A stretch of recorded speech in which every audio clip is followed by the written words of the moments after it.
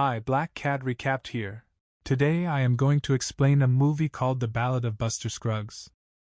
The movie is narrated like a book and has 6 different stories in it.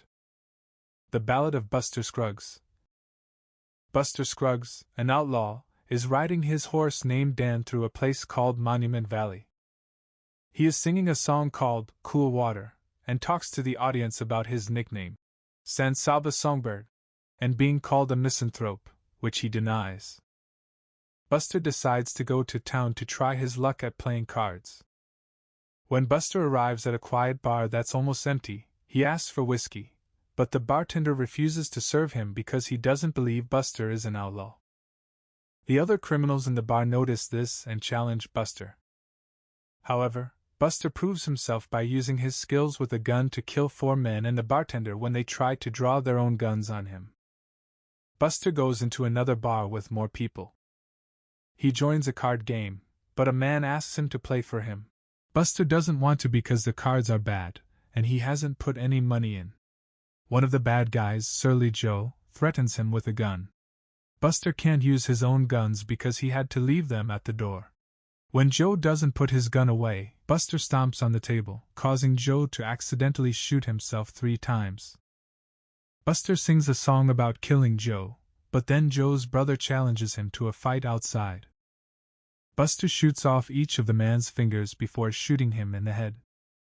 A young outlaw named the Kid then challenges Buster to a duel.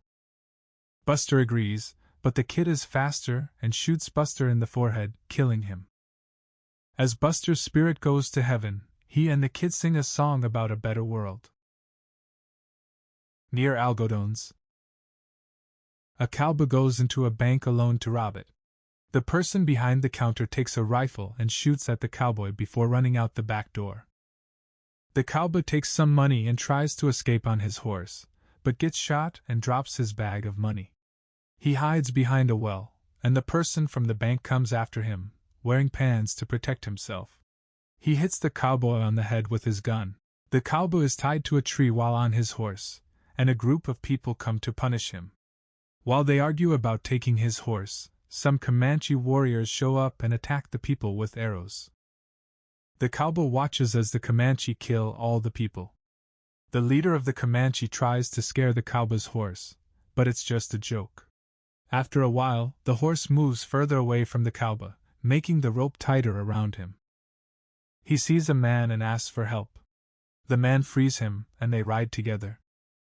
The cowboy realizes the man is a cattle thief. Soon, they are caught by another lawman and taken to town. The cowboy is sentenced to death by hanging and is placed next to other men. He sees a woman in the crowd and admires her beauty before he is hanged in front of a cheering crowd. Meal ticket. A man called an impresario travels with his performer named Harrison, who has no arms or legs. Harrison reads famous writings, like Shakespeare's works and the Gettysburg Address. However, they don't make much money, and fewer people come to watch them. The impresario has to take care of Harrison, which includes feeding him, dressing him, and carrying him around. Once, the impresario takes Harrison to a brothel, but Harrison faces the other way as the impresario spends time with a prostitute. The two put on a show that doesn't make any money. The impresario sees a man with a chicken that can do math and buys the chicken from him after the show. The impresario takes the chicken with him when he travels with Harrison. They stop at a bridge over a river where the impresario drops a big rock to check how deep the water is. Later, the impresario drives off with just the chicken, leaving it unclear whether he threw Harrison off the bridge or not. All Gold Canyon. A man called the Prospector comes to a valley with his horse to search for gold. He digs holes around the river and sifts dirt through the water to find gold specks. With each dig, he finds less and less gold, but he doesn't give up because he believes there's a big gold deposit somewhere. He sets up camp for the night, and in the morning, he sees an owl's nest and tries to get some eggs for breakfast. However, he only takes 1 egg because he feels guilty when the owl looks at him. The prospector keeps searching for gold and eventually finds some bigger nuggets in a hole. He keeps digging until he finds a big stone with gold inside. While he admires his find, a young man shoots him in the back, hoping to steal his gold. The prospector pretends to be dead and then fights the young man when he enters the hole. The prospector ends up killing him and takes his gold, leaving the young man's body behind. The prospector then leaves the valley with his gold. The gal who got rattled.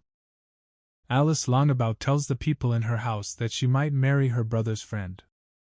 Then, she and her dog President Pierce join a group of people traveling to Oregon. However, President Pierce barks a lot and annoys other travelers. During the journey, Alice's brother Gilbert gets sick with cholera and dies that night. Billy Knapp and Mr. Arthur, who lead the group, bury Gilbert. Despite her brother's death, Alice decides to continue the trip. The night after Gilbert's death, Alice talks to Billy and Mr. Arthur by the fire. Alice mentions that Gilbert wasn't good with money and thinks it was buried with him.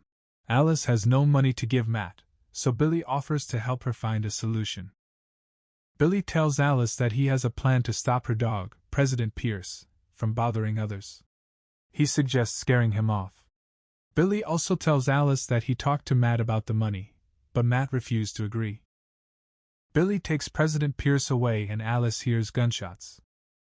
Billy returns and informs her that President Pierce ran away before he could scare him off. Alice talks to Billy that night because she is worried about the money she owes Matt.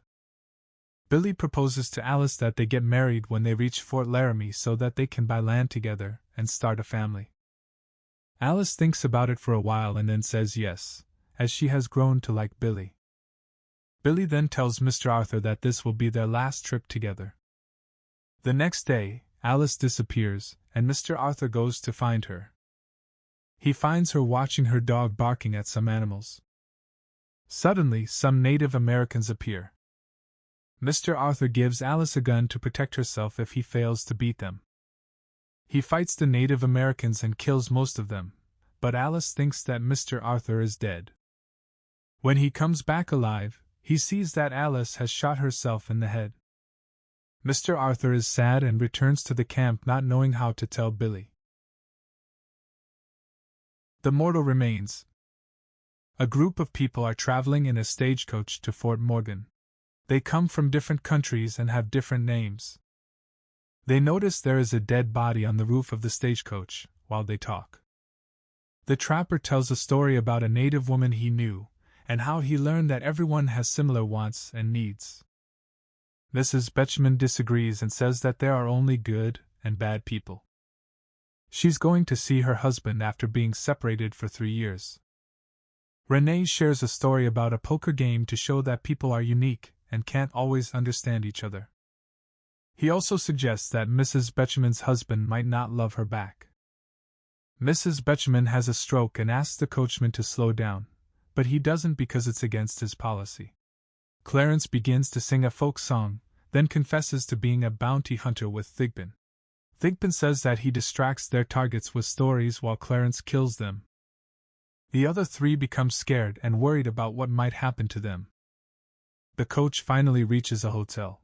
Clarence and Thigpen carry the body inside, while the others follow them inside, feeling tired and cautious.